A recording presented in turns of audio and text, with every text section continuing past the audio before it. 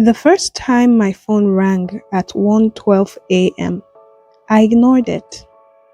I was half asleep, wrapped in that fog where your body hasn't yet decided whether to wake up or disappear back into rest. The screen lit the ceiling faintly. I remember thinking, if it's important, they'll call back again.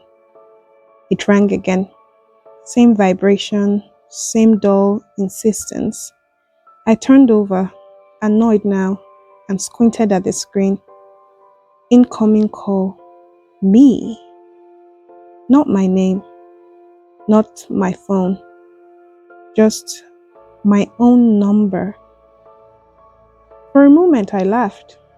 I actually did. A small, breathy laugh, like this was a harmless glitch. Network issues happen. Phones bug out. Technology hiccups all the time. Still, I let it ring out. I didn't answer. I wish I had. The next morning, my phone showed nothing unusual. No missed calls, no record of the number calling itself. I told myself it had been a dream. I went to work, I drank my coffee, I sat through meetings. I lived a normal, forgettable Tuesday. By evening, the strangeness of the night before felt distant, unreal, like a thought that slipped away the harder you try to hold it. Then, at 6:47 p.m., my phone buzzed. Unknown contact. Why did you call me again? I stared at the message. I didn't recognize the number. I typed back, I think you have the wrong person. 3 dots appeared almost instantly. You called me last night from this number. My stomach tightened. I didn't call anyone last night. There was a long pause this time, then, please stop. I didn't reply. I blocked the number, and I told myself again that this was nothing. The second call came the following night, 1:12 a.m. Same time, same vibration. This time I answered. I don't know why. Maybe curiosity, maybe need to prove myself that I wasn't losing my mind. I pressed the green button and whispered, hello? Silence. Not the empty hiss of a disconnected line, not static. Just breathing. Soft, measured. Someone was there. Who's there? I asked. The breathing stopped. Then the line went dead.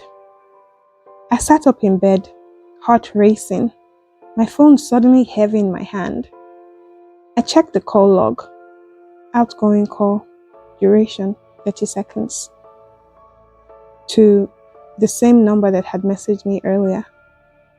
I hadn't dialed it, I hadn't touched the screen, and yet my phone said I called them.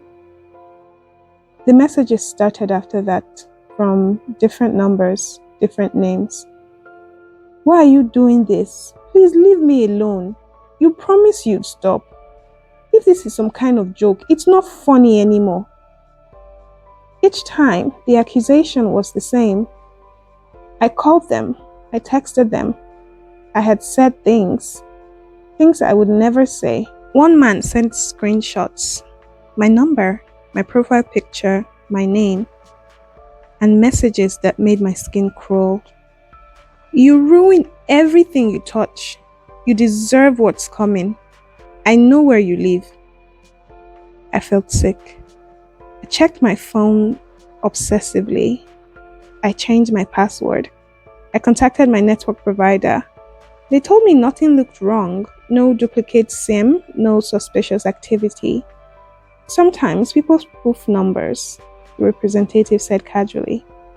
It happens. But that didn't explain the call logs. It didn't explain why the calls were always at 1:12 a.m. And it didn't explain why the messages sounded personal, too personal. 3 days later, I received a voicemail from myself. My own voice filled the room when I pressed play. Calm, low, familiar. I'm not trying to hurt you, my voice said. I just need you to understand what you took from me. I dropped the phone. I don't remember picking it back up. When I finally did, I listened again and again. It was my voice. Every inflection, every pause, even the way I inhaled before speaking. I had never recorded that message. I had never spoken those words. But somehow, someone had. That night, I finally replied to one of the messages. A woman named Ada. She had been the most persistent, the most emotional. You don't remember me, do you? I typed with shaking fingers. I don't know who you are, but I think someone is using my number. Her reply took longer this time. You always say that. My heart hammered. When did I first contact you? She sent a date. 3 years ago. A time in my life I remember vividly. A breakup, a move, a period where I drank too much and slept too little and barely remember entire weeks.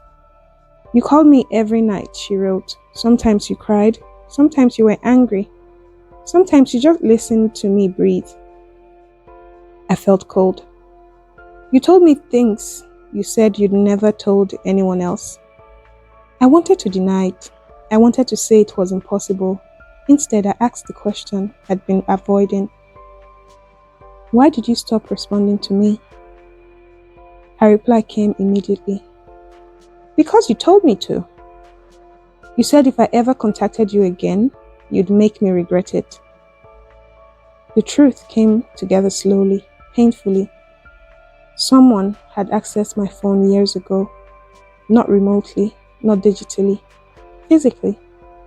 Someone who knew me, someone who had held my phone while I wasn't paying attention, someone who knew my voice well enough to imitate it, or had recorded me without my knowledge, someone who had used my identity to attach themselves to another human being, and then abandoned them. Ada sent one final message. I didn't think you'd remember me, but hearing you call again, I couldn't breathe. You destroyed my life. I stared at the screen until my vision blurred. Then my phone rang, 1:12 a.m. From my own number. I answered. I'm sorry, I whispered. The voice on the other end was mine, but steadier, colder. You shouldn't have answered it, it said. Then the line clicked off. The police didn't believe me, neither did my provider. There was no evidence of spoofing, no malware, no external access, only call logs, only messages, only me. Ada was found 2 weeks later, alive but barely. She never mentioned my name, but she gave them my number. Here's the part I've never told anyone. I went back through my old phone backup, old recordings, old voice notes. There was one file I didn't remember creating, dated 3 years ago.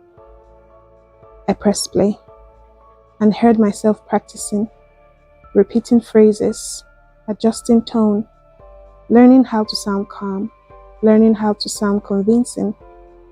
I don't remember doing it, but the file ends with me saying, perfect. She'll believe this one. The call at 1:12 hasn't come back, but every night, just before I fall asleep, I wonder, did someone steal my identity, or did I simply forget the worst thing I ever did and build a version of myself that could live with it? Because sometimes, when my phone lights up in the dark, I swear it's waiting for me to remember. If the story stayed with you, type the like button so others can find it too. If you're new here, subscribe and join Fabled Worlds, where grounded stories linger long after the screen goes dark.